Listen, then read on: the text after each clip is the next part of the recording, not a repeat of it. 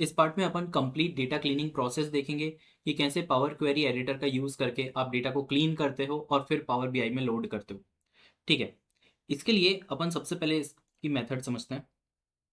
जैसे कि आप डिफरेंट सोर्सेज से डेटा को कलेक्ट करते हो, ठीक है, जैसे फाइल्स है, एसक्यूएल है और वेबसाइट्स हैं। ये मल्टीपल सोर्सेज से जब आप डेटा को कंबाइन करके लाते हो तो ऑब्वियसली वहाँ पे कई बार होता है कि डेटा क्लीन नहीं होता, तो आपको वहाँ पे डेटा क्लीन करना पड़ता है। अब यहाँ पे अपन ने स्टार्टिंग में एक प्रोसेस देखी थी, ईटीएल प्रोसेस, जिसमें आप डेटा को एक्सट्रैक्ट, ट्रांसफॉर्म और लोड करते हो। ठीक है, यहाँ पे आप मल्टीपल फाइल से डेटा को लोड करते हो और उसके बाद यहाँ पे जो चेंजेस करते हो डेटा क्लीनिंग के, वो ट्रांसफॉर्मेशन के अंदर आ जाते हैं। और ये ट्रांसफॉर्मेशन आप करते हो यहाँ पे पावर क्वेरी से। ठीक है, तो अपन यहाँ पे कंप्लीट पावर क्वेरी को देखते हैं और यहाँ पे मल्टीपल सोर्सेज से देखते हैं कि कैसे आप डेटा को इंपोर्ट कर सकते हो। सबसे पहले अपन यहाँ पे फाइल पे देखते हैं कि फाइल से डेटा को किस तरीके से इंपोर्ट किया जाता है। इसके लिए अपन आ जाते हैं पावर बीआई में और यहाँ पे दो जगह से आप डेटा को इंपोर्ट कर सकते हो। या तो आप डायरेक्टली इस बटन का यूज़ कर लो, गेट डेटा का। यहाँ से आप मल्टीपल सोर्सेज से डेटा को कलेक्ट कर सकते हो। दूसरा एक ऑप्शन है जो अपन पावर क्वेरी के थ्रू देख रहे हैं, वो आता है यहाँ से ट्रांसफॉर्म डेटा पे। ठीक है, जैसे अपन यहाँ पे अगर एक एक्सेल फाइल से डेटा को कनेक्ट करते हैं,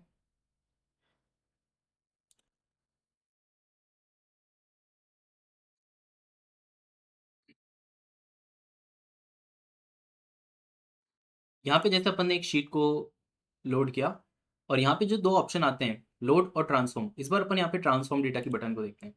जैसे आप ट्रांसफॉर्म पे जाते हो, यहाँ पे बेसिकली पूरा डेटा क्लीनिंग वाला पार्ट किया जाता है। जैसे आप ट्रांसफॉर्म पे क्लिक करते हो, आपका यहाँ पे पावर क्वेरी एडिटर ओपन हो जाता है। ठीक है, तो अपन यहाँ पे इसको देखते हैं। अब यहाँ पे जब आप डेटा को लोड करते हो तो क्या क्या स्टेप्स आपको फॉलो करनी होती है डेटा क्लीनिंग में।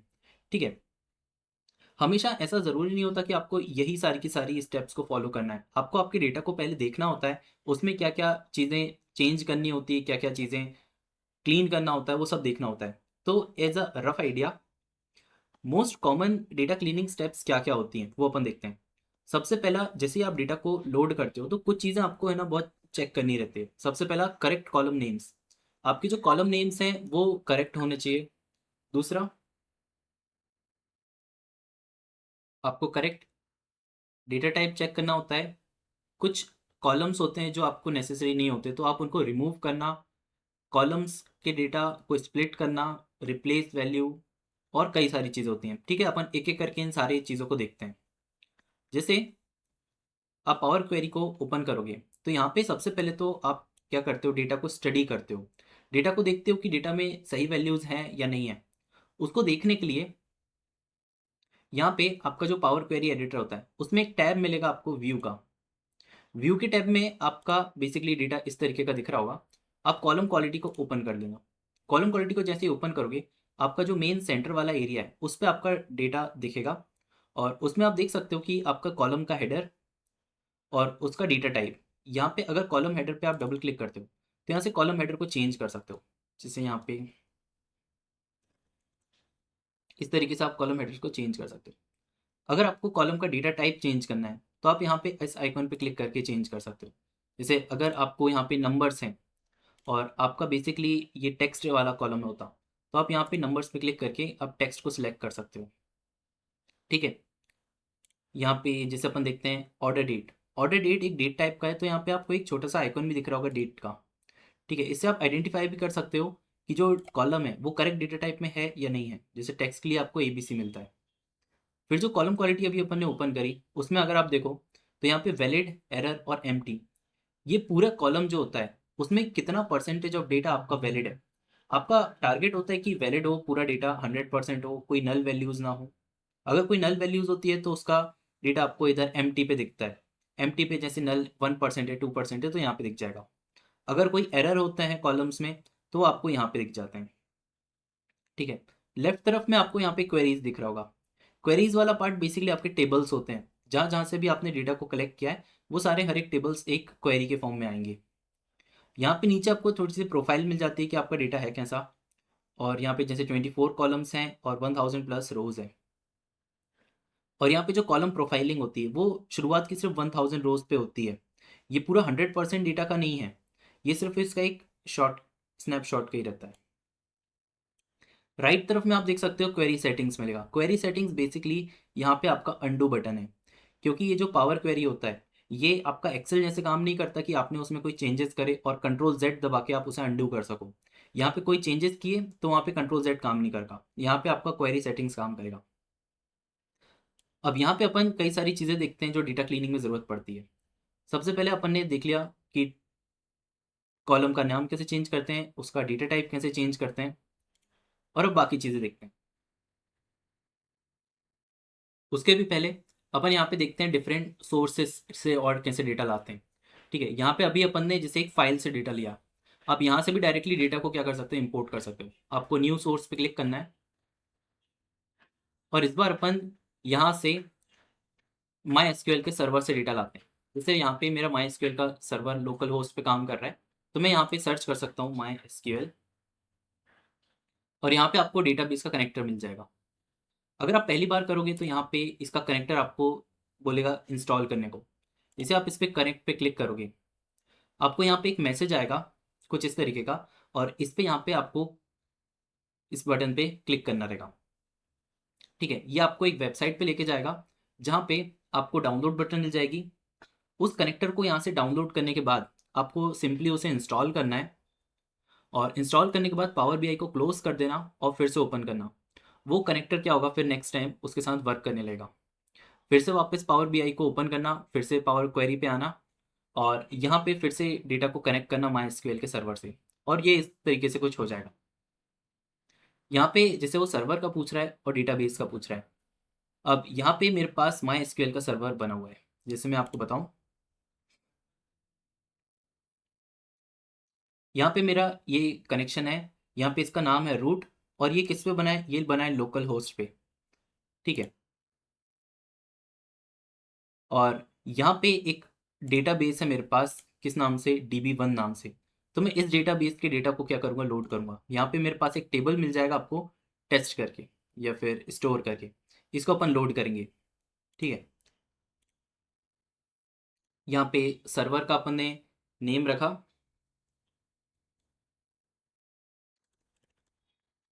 लोकल होस्ट, डेटाबेस का नाम दिया DB1। और अगर आपने एसक्यूएल को पढ़ा हुआ है, ठीक है, और आप एसक्यूएल की क्वेरी करना जानते हो, तो यहाँ पे आप एसक्यूएल की क्वेरी करके डेटा को क्या कर सकते हो, लोड कर सकते हो। जैसे कि अगर इसको आप ध्यान से समझो, तो जो सर्वर्स होते हैं उसमें हो सकता है कि डेटा बहुत लार्ज हो, मल्टीपल टेबल्स हो, और आपको जो रिपोर्ट बनाना है वो सिर्फ इसी डेटा पे बनाना है, वो भी उसके आधे सेक्शन पे। ठीक है, यहाँ पे आपको कुछ फिल्टर भी अप्लाई करना है, तो आप यहाँ पे सिलेक्ट करके क्वेरी लिखते हो। ठीक है, आपने सिलेक्ट करके क्वेरी लिखी और इतने ही डेटा को क्या कर दिया, आप फैच कर लिया, और आप फिर इस क्वेरी के डेटा जो है इसको आप फिर पावर बीआई को दे सकते हो। जैसे कि अगर मैं आपको यहाँ पे एक कमांड रन करके बताऊं कि let all from store where region equals, इस टाइप से मैंने एक क्वेरी रन करी, और इसके बाद जो मेरे पास आउटपुट डेटा आया, मैं इस डेटा को क्या करना चाहता हूँ, पावर बीआई में फैच करना चाहता हूँ। तो आपको करना क्या है, ये जो क्वेरी है कंप्लीट, इस क्वेरी को मैं यहाँ पे पास कर दूंगा, यहाँ पे एसक्यूएल स्टेटमेंट पे। इससे क्या होगा, जो पावर बीआई में डेटा आएगा वो सिर्फ इतना ही लिमिटेड डेटा आएगा, और मैं इसको ओके कर देता हूँ। जैसे आप ओके करोगे, वहाँ पे आपको एक लॉगिन का ऑप्शन पूछेगा, मेरा यहाँ पे डायरेक्टली हो गया। आपका लॉगिन का ऑप्शन पूछेगा, तो आपको क्या करना है, वहाँ पे जो सर्वर वाला साइट रहेगा उस पे जाना है, लॉगिन करना है, और उसमें आपका क्या क्या रिक्वायर्ड रहेगा, आपका यहाँ पे रूट यूज़र, जैसे मेरा यहाँ पे रूट यूज़र था, तो आपको अपना यूज़र और उसका पासवर्ड जो आपने सेट किया था डेटाबेस में, उसको वहाँ पे आपको डालना रहेगा। और उसके बाद जैसे आप ओके करोगे, वो यहाँ पे कनेक्ट हो जाएगा, और यहाँ पे आप देख सकते हो जो मेरा डेटा लोड हुआ है वो यहाँ पे लोड हो गया, और यहाँ पे आप देख सकते हो जो रीजन आया वो फिल्टर होके आया है ईस्ट रीजन। तो आप किसी भी क्वेरी को रन करके यहाँ पे डायरेक्टली डेटा को लोड कर सकते हो। आप जॉइंस का इस्तेमाल कर सकते हो, आप कुछ भी इस्तेमाल कर सकते हो यहाँ पे, और उसके बाद जो क्वेरी का रिटर्न आएगा वो आप डायरेक्टली पावर बीआई में लोड कर सकते हो। जैसे मैंने ऐसे ओके कर दिया, तो आप देख सकते हो यहाँ पे क्वेरी 1 करके आ जाएगा डेटा, यहाँ पे इस रीजन का डेटा आ गया। नेक्स्ट अब अपन देखते हैं यहाँ पे कि आप वेबसाइट से कैसे डेटा को ला सकते हो। अब वेबसाइट से डेटा को लाने के लिए, अब जैसे मैं एक सैम्पल वेबसाइट आपके सामने ओपन करता हूँ। जैसे मैंने यहाँ पे वर्ल्ड जीडीपी रिपॉपुलेशन डेटा,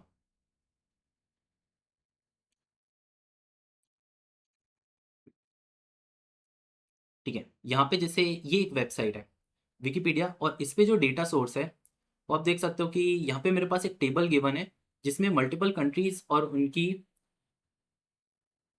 पॉपुलेशन वगैरह का डेटा है। अब यहाँ पे अगर मेरे को इस डेटा को फेच करना है पावर बीआई में, तो किस तरीके से कर सकता हूँ। मैं यहाँ पे जो वेबसाइट का वो है लिंक, मैं उसे कॉपी करूँगा, क्वेरी पे आएंगे, यहाँ पे गेट सोर्स पे क्लिक किया, और यहाँ पे आपको वेब सर्च करना है। तो आप डायरेक्टली यहाँ पे वेब से डेटा को कनेक्ट करोगे। तो मैंने वेब का कनेक्टर को इस्तेमाल किया और इस पर कनेक्ट कर दिया। यहाँ पे जो यूआरएल है वो मैंने पेस्ट कर दिया और ओके कर दिया।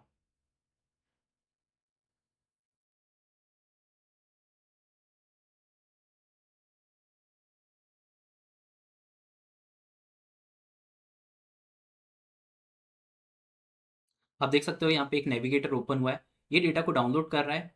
और अब अपन चेक करते हैं कि यहाँ पे कौन कौन से टेबल्स हैं जो इस वेब पेज पे अवेलेबल हैं, जिनको अपन डायरेक्टली पावर बीआई पे लोड कर सकते हैं। यहाँ पे जैसे अपने पास कुछ टेबल्स आए, तो यहाँ पे अपन क्लिक करके देखते हैं कि अपने को जो डेटा इंपोर्ट करना है वो कौन सा टेबल है। जैसे यहाँ पे अपने को मिल गया जीडीपी, तो यहाँ पे अपने पास ये डेटा आया, इसी को अपने को लोड करना है, तो अपन ने इसे टिक किया और यहाँ पे ओके पे क्लिक कर दिया। और यहाँ पे आप देख सकते हो कि आपने डायरेक्टली इंटरनेट से डेटा को कनेक्ट कर लिया यहाँ पे। अब यहाँ पे जैसे ये डेटा आया, ये देख सकते हो आप कितना अनक्लीन आया। यहाँ पे आप देख सकते हो कि जो नंबर्स हैं, जो कि बेसिकली नंबर्स होने चाहिए, वो यहाँ पे ABC करके दिख रहे हैं, यहाँ पे कुछ टेक्स्ट है। तो अपन इस टाइप के डेटा को क्लीन करेंगे, ठीक है। तो अपन यहाँ पे इस डेटा को क्लीन करते हैं। यहाँ पे कई सारे ऑप्शंस अपन यूज़ करेंगे, जैसे यहाँ पे जो फर्स्ट रो है वो आप देख सकते हो एज अ रो है बेसिकली, यहाँ पे हेडर्स हैं ये, मगर वो पहली रो पे आ गए। तो अपन ने क्या किया, इस डेटा पे use first row as headers को यूज़ कर लिया। ये होम टैब पे आपको यहाँ पे एक ऑप्शन मिल जाएगा, use first row as headers, इस पर अपन ने क्लिक किया और यहाँ पे ये रोज फर्स्ट रो पे हेडर। फिर यहाँ पे आप देख सकते हो ये IMF लिखा है 2026। मैं इसको यहाँ पे करेक्ट वे में लिख देता हूँ जिस तरीके से मेरे को चाहिए। तो मैंने यहाँ पे इस तरीके से इसे चेंज कर दिया। वर्ल्ड बैंक 2024, मैंने यहाँ पे इसको भी करेक्ट कर दिया। सेम चीज़ इसके साथ भी कर दी। अब आप देख सकते हो कि यहाँ पे कॉलम हेडर्स जो है वो क्लीन हो गए हैं। अब बेसिकली यहाँ पे जो प्रॉब्लम है वो ये है कि ये नंबर टाइप का डेटा नहीं आ रहा। जैसे मैंने इस पर क्लिक किया और डेसिमल पे क्लिक कर दिया कि हो सकता है नंबर चेंज हो जाए। तो यहाँ पे आप देखोगे कई सारी जगह पे एरर्स आ गया, ठीक है। तो ये गलत हो गया तरीका। तो अपने को क्या करना है, यहाँ पे ये बेसिकली एरर क्यों आ रहा है ये अपन चेक कर सकते हैं। एरर पे अगर अपन क्लिक करते हैं तो आपको शो कर देगा ओके, तो यहाँ पे NA करके वैल्यूज़ थी, इसके कारण वो कन्वर्ट नहीं हो पाई। अब यहाँ पे अब मैं अंडू नहीं कर सकता, Ctrl Z काम नहीं करेगा। तो ये क्वेरी सेटिंग्स को अपन ने यूज़ कर लिया। यहाँ पे आप देख सकते हो ये सारी स्टेप्स हैं जो अपन अप्लाई करते आ रहे हैं, जैसे कॉलम का नेम चेंज करना, टाइप चेंज करना। तो मैं यहाँ पे स्टेप जो सबसे लास्ट मिली उसे कट कर देता हूँ, ठीक है। मैंने चेंज टाइप वाली स्टेप को भी कट कर दिया ताकि वो डेटा टाइप चेंज ना हो। अब यहाँ पे अपने को ये चेक करना है कि यहाँ पे कौन कौन सी वैल्यूज़ है जो कन्वर्ट नहीं हो पाई। जैसे आप देख सकते हो यहाँ पे कुछ जगह पे ये है, ठीक है। तो यहाँ पे आप बेसिकली रिप्लेस को यूज़ कर सकते हो। जैसे अगर मेरे को यहाँ पे कॉमास को रिप्लेस करना है, तो मैं यहाँ पे रिप्लेस वैल्यू उस कॉलम को सिलेक्ट किया और रिप्लेस वैल्यू पे क्लिक कर दिया। तो आप यहाँ पे वैल्यू टू फाइंड जैसे कॉमा, और उसे रिप्लेस करना है। अब जैसे मेरे को किसी चीज़ के साथ नहीं करना तो मैं इसे ब्लैंक छोड़ सकता हूँ। तो आप देख सकते हैं यहाँ पे ये रिप्लेस हो गया। अब अपन बाकी के ऑप्शन देखते हैं यहाँ पे।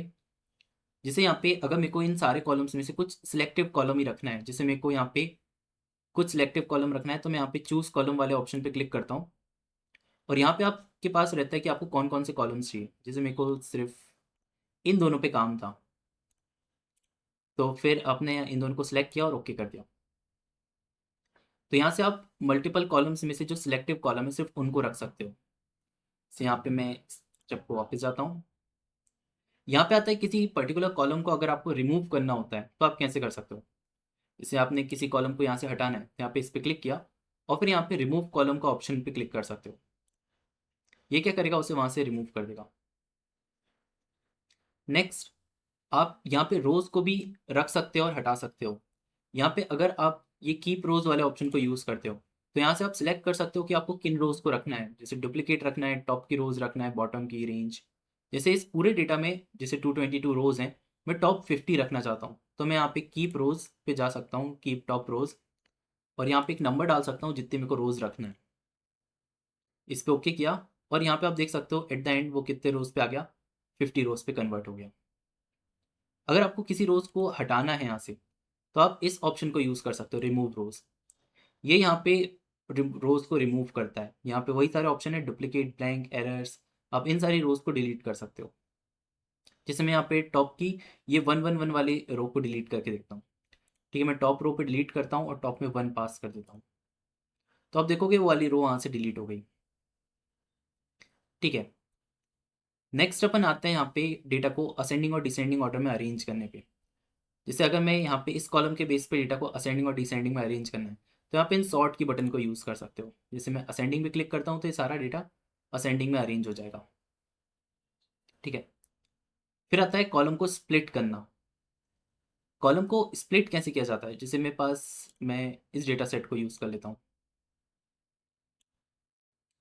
यहाँ पे जैसे ये वाला कॉलम है, कस्टमर आईडी मेरे पास, और इस कॉलम में मेरे को क्या करना था, यहाँ पे ये जो कोड है और ये जो नंबर्स हैं इन दोनों को सेपरेट करना है। तो इस टाइप के टास्क में जब आपको दो नंबर्स को सेपरेट करना होता है तो आप स्प्लिट कॉलम का यूज़ करते हो। तो मैंने इस पर क्लिक किया, कॉलम के स्प्लिट पे गए, और यहाँ पे मल्टीपल ऑप्शन मिलते हैं जिनसे के बेसिस पे आप स्प्लिट कर सकते हो। इसमें सबसे ज़्यादा कॉमन जो होता है ना, वो बाय डेलीमीटर होता है और बाय पोजीशन और बाय नंबर ऑफ कैरेक्टर्स।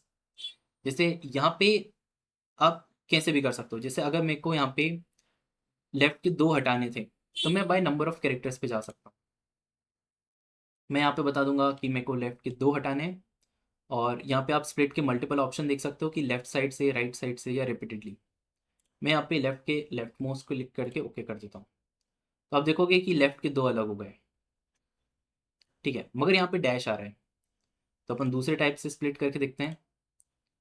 अब जैसे मेरे को ये डैश से दोनों को अलग करना है, तो मैं यहाँ पे डिलीमीटर, डिलीमीटर बेसिकली वो कैरेक्टर होता है जो टेक्स्ट को सेपरेट करता है। जैसे नेम्स में स्पेस करता है, यहाँ पे आपको डैश कर रहा है, तो आपने बाय डिलीमीटर सेलेक्ट किया और ये उसने ऑटोमेटिकली सिलेक्ट कर लिया।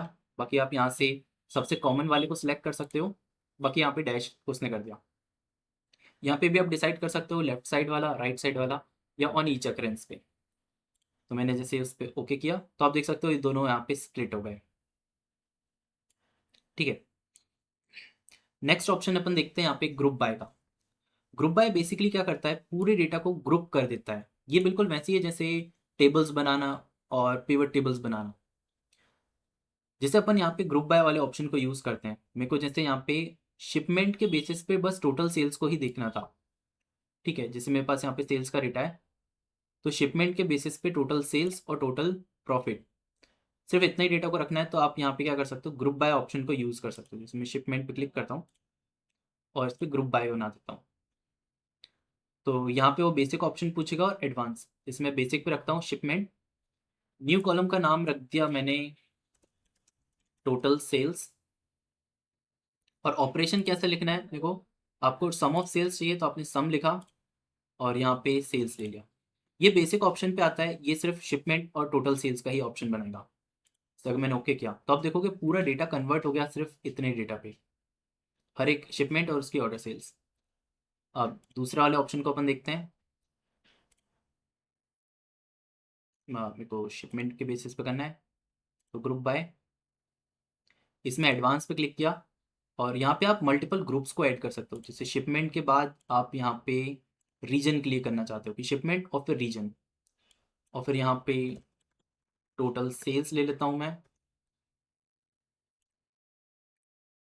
और यहाँ पे सेल्स वाले कॉलम को सिलेक्ट कर लिया। अनदर एग्रीगेशन भी आप ऐड कर सकते हो, जैसे मैंने ले लिया टोटल प्रॉफिट, यहाँ पे मैंने सम लिया और फिर यहाँ पे प्रॉफिट ले लिया। और इस तरीके से आप मल्टीपल कॉलम्स को ऐड कर सकते हो, उनका एग्रीगेशन टाइप सेलेक्ट कर सकते हो और एक फाइनल टेबल बना सकते हो।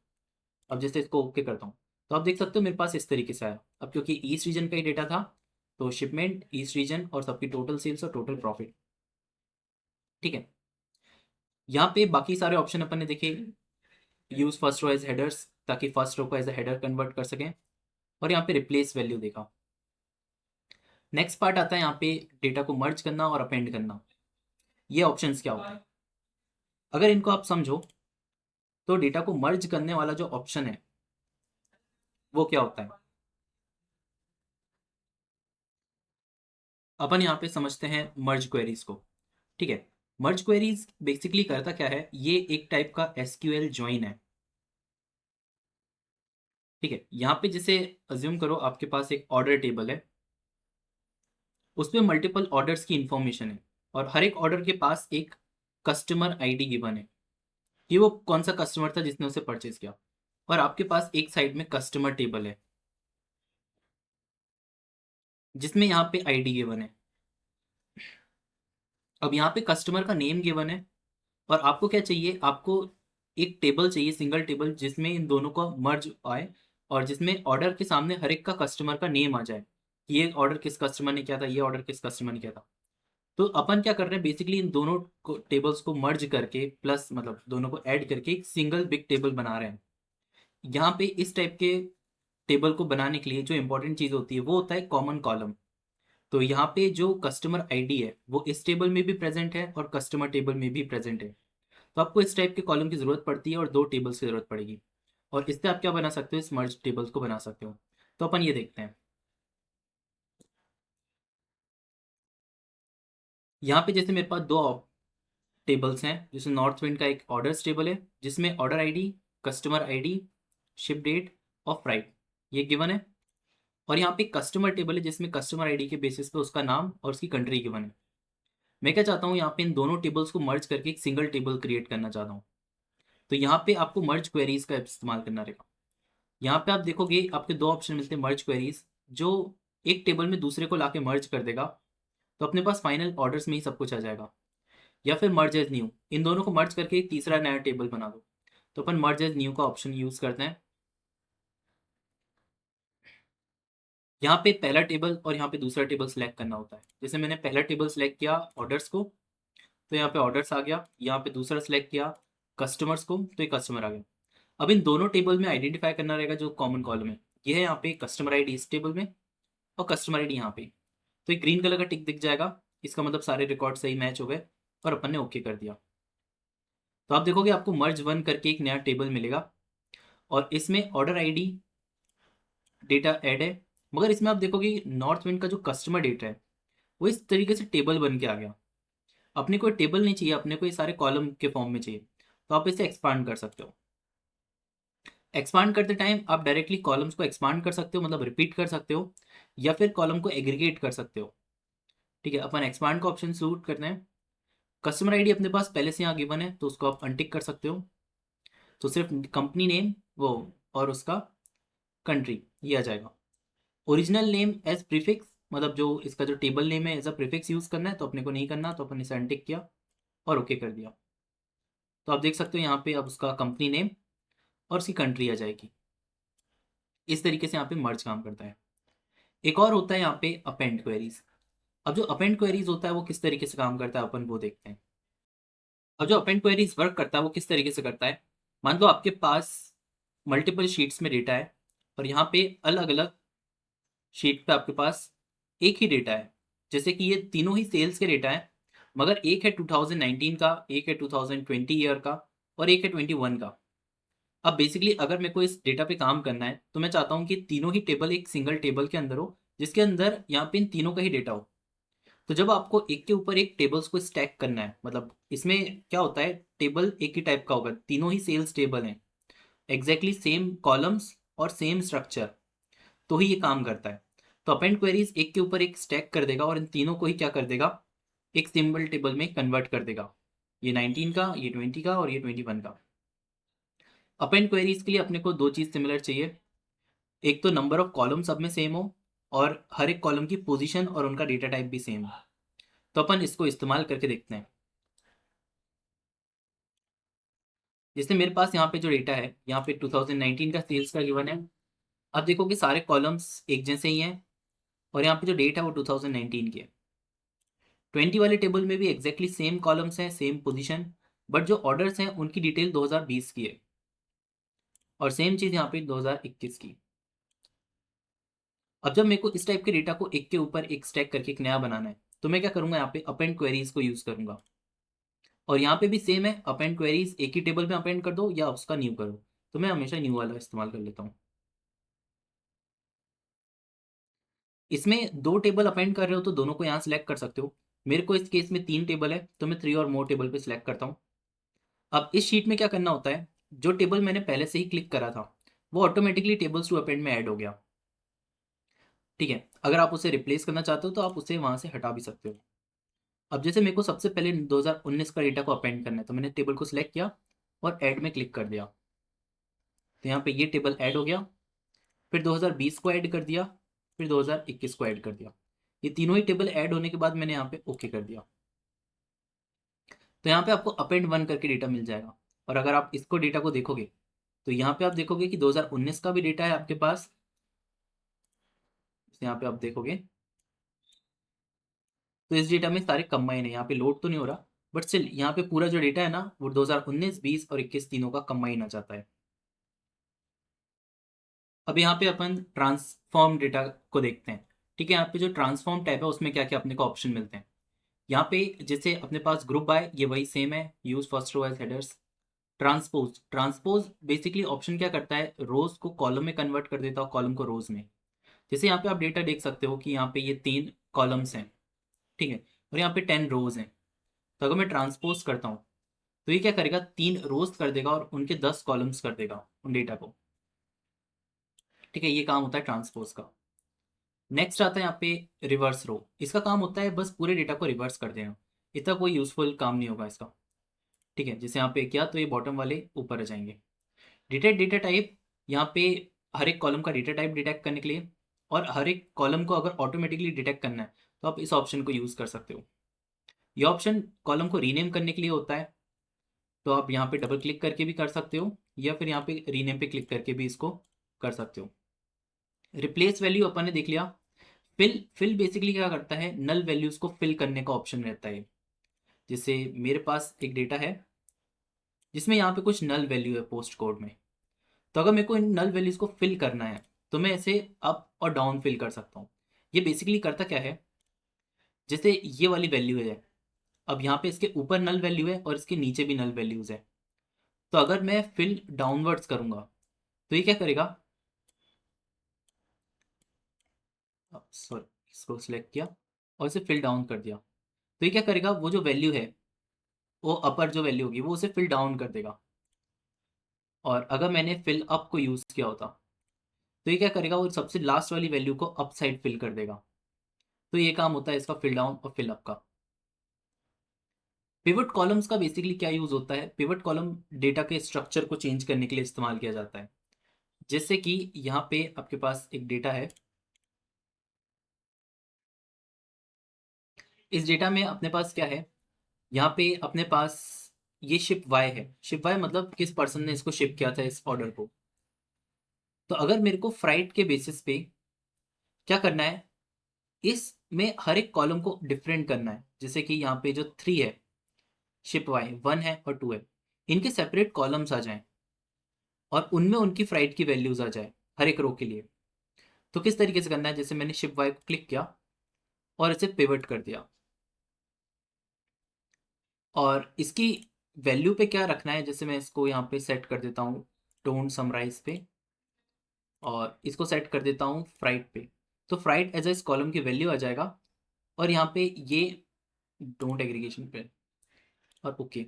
तो आप देखोगे जो पहले 1, 2 और 3 के सेपरेट रोज थी वहाँ पे आप सबका एक कॉलम आ जाएगा, जैसे 1 का एक सेपरेट कॉलम, 2 का एक सेपरेट कॉलम और 3 का एक सेपरेट कॉलम। ठीक है, ये होता है डेटा को पिवट करना। अब होता है, एक होता है डेटा को अनपिवट करना, मतलब कि कॉलम्स को रोज में कन्वर्ट कर देना। मतलब जैसे इस पूरे डेटा में मेरे को ये 3 कॉलम्स में सेपरेट डेटा है। जैसे हो सकता है यहाँ पे 2019 सेल्स, 2021 की सेल्स होती। तो इस टाइप के डेटा को अनपिवट करने के लिए आप यहाँ पे क्लिक कर सकते हो इन तीनों कॉलम्स को, और यहाँ पे अनपिवट कॉलम पे क्लिक कर सकते हो। तो ये क्या करेगा, अब एक एट्रीब्यूट नाम का हर एक कॉलम का नेम रख देगा, और एक वैल्यूज करके उन सबकी वैल्यूज को वापस से कॉलम वाइज क्रिएट कर देता है। तो पिवट मतलब रोज को कॉलम में कन्वर्ट करना, अनपिवट मतलब कॉलम्स को एक रोज पे कन्वर्ट करना। फिर ये मूव का ऑप्शन है। मूव बेसिकली एक किसी कॉलम को मूव करने के लिए होता है, जैसे मूव टू राइट किया तो वो राइट साइड मूव हो जाएगा। ठीक है, यहाँ से आप बिगिनिंग और एंडिंग पे भी मूव कर सकते हो। स्प्लिट कॉलम अपन देख चुके हैं। नेक्स्ट आता है यहाँ पे format. Format basically text column के लिए इस्तेमाल किया जाता है। जैसे इस कॉलम में सब चीज़ आप देख सकते हो कि कैपिटल लेटर्स में। अगर मेरे को कैपिटल लेटर में नहीं चाहिए, प्रॉपर फॉर्म में चाहिए, तो मैं यहाँ पे फॉर्मेट को यूज़ कर सकता हूँ। यहाँ पे आपको डिफरेंट केसेस मिल जाते हैं, जैसे लोअर केस में कन्वर्ट करना है, या ऐसे कैपिटलाइज ईच वर्ड पे करना है। इसमें कुछ प्रीफिक्स सफिक्स भी ऐड कर सकते हो। अगर एक्स्ट्रा स्पेस है तो डायरेक्टली ट्रिम और क्लीन भी यहाँ से कर सकते हो। फिर आता है यहाँ पे एक्सट्रैक्ट। एक्सट्रैक्ट बेसिकली किसी भी पार्ट को एक्सट्रैक्ट करने के लिए यूज़ कर सकते हो, जैसे उसकी length, first character, last character, range, delimiter के पहले का डेटा या बाद का डेटा। जैसे अगर मैं इसको फेच करके दिखाऊं,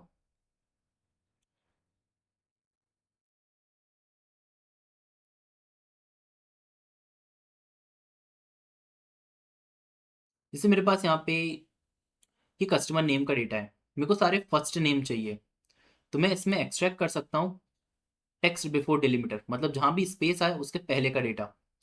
तो मैं टेक्स्ट बिफोर डिलीमीटर पे क्लिक किया और डिलीमीटर दे दिया एक स्पेस और ओके। तो आप देख सकते हो कि स्पेस के पहले का सारे फर्स्ट नेम मेरे पास आ गए। ठीक है, तो ये काम होता है स्पेस डिलीमीटर। अब यहाँ पे स्टैटिस्टिक्स, इसका काम क्या होता है, इसका न्यूमेरिकल कॉलम पे काम आता है। जैसे कि मेरे पास एक कॉलम है क्वांटिटी का, तो आप इसे देख सकते हो, उसमें 335 है। अगर मेरे को इसमें कोई कैलकुलेशन परफॉर्म करना है इस क्वांटिटी वाले कॉलम पे, तो मैं स्टैटिस्टिक्स का इस्तेमाल कर सकता हूँ। जैसे एक को इसमें 10 को ऐड करना है पूरे कॉलम में, तो मैं यहाँ पे ऐड कर सकता हूँ सम। जिससे मैंने इस पे सम किया, बेसिकली उसने यहाँ पे पूरे कॉलम का ही टोटल कर दिया।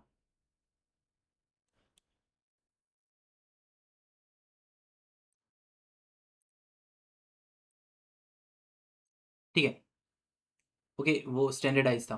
स्टैंडर्डाइज पे अपन गए और इस पे अपन ने मान लो यहाँ पे ऐड कर दिया। इस पे मैंने 10 ऐड किया, तो ये क्या करेगा, हर एक कॉलम की हर एक वैल्यू पे 10 को ऐड कर देगा। स्टेटिस्टिक्स यहाँ पे समराइज करने के लिए होता है, किसी भी कॉलम की वैल्यूज को टोटल, सम, मिन, मैक्स निकालने के लिए। स्टैंडर्डाइज उसे चेंज करने के लिए, जैसे आप इस पूरे कॉलम में कुछ मल्टीप्लाई कर सकते हो, कुछ डिवाइड कर सकते हो, ये सारी चीज़ें। नेक्स्ट जो यूजफुल आएगा वो आएगा ये डेट वाले। ये इसके लिए अपने को डेट कॉलम की जरूरत पड़ती है। जैसे अगर आपके पास एक डेट कॉलम है, जैसे मेरे पास यहाँ पे एक ऑर्डर डेट है, और इसका मेरे को ईयर, मंथ, वीक, डे, इस टाइप की इंफॉर्मेशन को क्या करना है, यूज करना है। तो मेरे को इस डेट को डेट पे नहीं रखना है, इसे ईयर पे कन्वर्ट करना है। तो आप यहाँ पे डेट पे जा सकते हो और यहाँ से डायरेक्टली ईयर को यूज कर सकते हो। जैसे मैंने ईयर पे क्लिक किया तो वो डेट अब ईयर पे कन्वर्ट हो जाएगी। इसी तरीके से यहाँ पे अगर मंथ पे जाता हूँ और नेम ऑफ मंथ पे क्लिक कर देता हूँ, तो मंथ के नेम पे चेंज कर देगा उस डेट्स को। इस तरीके से आप यहाँ पे कुछ भी निकाल सकते हो। जैसे अगर मैंने वीक लिया तो यहाँ पे नेम ऑफ डे भी ले सकता हूँ। तो यहाँ पे आपको सारी इन्फॉर्मेशन एक्सट्रैक्ट हो जाएगी। मगर यहाँ पे एक चीज नोटिस करना, यहाँ पे जो ऑर्डर डेट का कॉलम है वही ट्रांसफॉर्म हो जा रहा है, क्योंकि अपन अभी ट्रांसफॉर्म टैब के अंदर है। ट्रांसफॉर्म टैब के अंदर रहोगे तो जो आप ट्रांसफॉर्मेशन करोगे वो ये सेम कॉलम पे ही ट्रांसफॉर्म कर देगा। अगर ये सेम ऑप्शन मैंने ऐड कॉलम के अंदर भी है, इसको यूज किया होता, तो जैसा इसका नेम है ऐड कॉलम, इसका एक नया कॉलम ऐड हो जाएगा। तो जैसे मैं डेट पे गया और इससे ईयर को एक्सट्रैक्ट किया, तो आप देखो कि लास्ट में एक ईयर का एक सेपरेट कॉलम ऐड हुआ है। और आपका जो ऑर्डर डेट है वो एज इट इज़ यहाँ पे भी है। तो ये सेम ऑप्शन यहाँ पे काम करते हैं। कई सारे ऑप्शन एग्जैक्टली सेम है यहाँ पे। यहाँ पे जो यूनिक ऑप्शन है अपन उनको देखते हैं।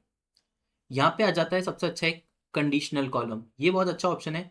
ये बेसिकली किसी कंडीशन के बेस पे जो अपन इफ एल्स वाली कंडीशन लिखते हैं उसके बेसिस पे एक नया कॉलम क्रिएट करना होता है, तो आप इसको यूज़ करते हो।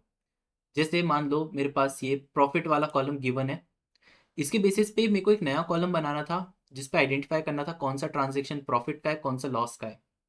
तो उसको इजीली आइडेंटिफाई कर सकते हैं। जो प्लस में होंगे वो सारे प्रॉफिट है, जो माइनस में होंगे वो सब लॉस है। तो उसके लिए मैं एक कंडीशनल कॉलम पे गया, इसका नाम रख दिया मैंने प्रॉफिट लॉस। अब ये बेसिकली जो इफ कंडीशन आप लिखते हो ना वही है यहाँ पे, कि इफ कॉलम नेम, तो यहाँ पे प्रॉफिट आ जाएगा। If profit is less than value, किस वैल्यू के बेसिस पे, अगर लेस देन जीरो है देन उसका जो आउटपुट आएगा वो आएगा यहाँ पे लॉस। यहाँ पे आप खुद से मैसेज लिख सकते हो या फिर यहाँ पे किसी कॉलम को भी यूज कर सकते हो, सिलेक्ट अ कॉलम, कि उस कॉलम की वैल्यू यहाँ पे आ जाए। मैं अभी यहाँ पे वैल्यू पे ही रखता हूँ उसको। आप इसे नेस्टेड इफ बना सकते हो ऐड क्लॉज करके, आप मल्टीपल क्लॉज को यहाँ पे ऐड कर सकते हो। जैसे अभी मेरे को नहीं चाहिए, मेरे को यहाँ पे डायरेक्टली लॉस चाहिए या फिर प्रॉफिट चाहिए, तो एल्स वाले पार्ट में मैंने यहाँ पे प्रॉफिट लिख दिया और ओके कर दिया। तो आप देखोगे आपके पास एक कॉलम आ गया जिसमें प्रॉफिट और लॉस करके वैल्यूज आ गई। तो इस तरीके से आप एक इफ करके कॉलम को क्रिएट कर सकते हो यहाँ पे। ठीक है। यहाँ पे एक और ऑप्शन है कस्टम कॉलम। कस्टम कॉलम यहाँ पे नए कॉलम क्रिएट करने के लिए होता है। जैसे मेरे पास अगर मेरे को एक कॉलम क्रिएट करना है यहाँ पे डिस्काउंट अमाउंट का, कि सेल्स गिवन थी इतनी और उसमें डिस्काउंट दे दिया यहाँ पे 15%, तो उसका डिस्काउंट कितना है, तो डिस्काउंट अमाउंट के लिए मैंने कस्टम कॉलम को यूज़ कर लूँगा। यहाँ पे क्लिक किया इस पे, यहाँ पे मैंने डिस्काउंट अमाउंट करके नाम दिया और यहाँ पे आप फॉर्मूला लिखते हो। फॉर्मूला बहुत सिंपल है, आप कॉलम्स को ही यूज़ करते हो और यहाँ पे एक फॉर्मूला बनाते हो। फिर आप चेक करते हो कि ये फॉर्मूला सही है या नहीं है। मेरे को क्या करना है, basically sales multiply by discount rate करना है। तो मैं नीचे गया, सेल्स वाले कॉलम को इंसर्ट कर लिया, तो ये सेल्स आ गया। इसको मैंने कर दिया मल्टीप्लाई डिस्काउंट से और इसको भी इंसर्ट कर दिया। तो आप देख सकते हो यहाँ पे सेल्स मल्टीप्लाई बाय डिस्काउंट आ गया। इसको यहाँ पे ओके किया और यहाँ पे लास्ट में आपके पास एक कॉलम आ जाएगा डिस्काउंट अमाउंट करके।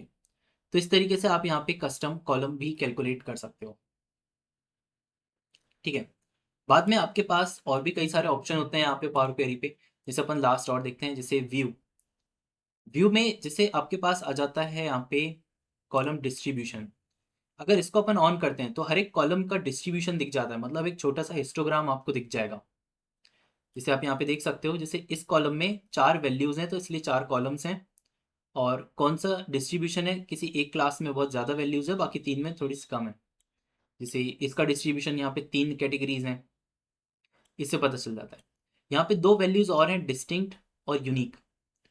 इन दोनों का डिफरेंस क्या है, डिस्टिंक्ट ये बताएगा कि यहाँ पे टोटल कितनी डिफरेंट वैल्यूज लिखी हुई हैं और यूनिक ये बताएगा कि ऐसी कौन सी वैल्यूज हैं जो सिर्फ एक ही बार आई हैं। ठीक है। तो ये बताता है दोनों नंबर्स। दूसरा जाता है कॉलम प्रोफाइल, जो थोड़ा यूजफुल है। जैसे अगर मैं इस पर क्लिक करता हूँ तो जिस भी कॉलम को मैं सिलेक्ट करूंगा उसकी प्रोफाइल आ जाएगी। जैसे मैंने शिप मोड पे क्लिक किया तो वो शिप मोड की डिटेल बता देगा, जैसे शिप मोड क्या, हर एक क्लास और उसका परसेंटेज कितना है डिस्ट्रीब्यूशन में। और अगर मैं किसी न्यूमेरिकल कॉलम पे रखता हूँ तो एक स्टैटिस्टिकल रिपोर्ट मिल जाएगी मेरे को। जैसे मैं सेल्स पे इसे पुट किया, जैसे इस पे क्लिक किया तो आप देख सकते हो सेल्स का आपको एक स्नैपशॉट मिल जाता है स्टैटिस्टिक्स का, जिसमें आपको कई सारी वैल्यूज़, उसका मिनिमम, उसका मैक्सिमम, एवरेज, स्टैंडर्ड डिविएशन और ये सारे काउंट्स मिल जाते हैं। ठीक है। लास्ट में जब डेटा पूरा क्लीन हो जाए तो फिर आप क्या कर सकते हो, यहाँ पे होम बटन पे जाके यहाँ से जो डेटा है उसको लोड करके डायरेक्टली पावर बीआई को दे सकते हो। वो यहाँ से आप क्लोज इन अप्लाई बटन से कर सकते हो।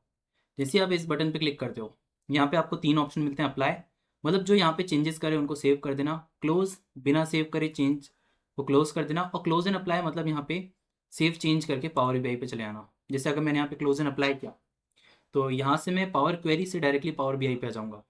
ये वही ट्रांजिशन है जहाँ अपन ने अभी ऊपर देखा। अब यहाँ पे आपने डेटा को पूरा क्लीन कर लिया है और अब यहाँ से डायरेक्टली उस डेटा को आपने पावर बीआई को दे दिया रिपोर्ट्स बनाने के लिए। ठीक है, थैंक्स फॉर वॉचिंग। अगर आपको ये वीडियोस अच्छी लगती हैं तो आप इसको सब्सक्राइब करके पूरा कोर्स कंप्लीट कर सकते हैं।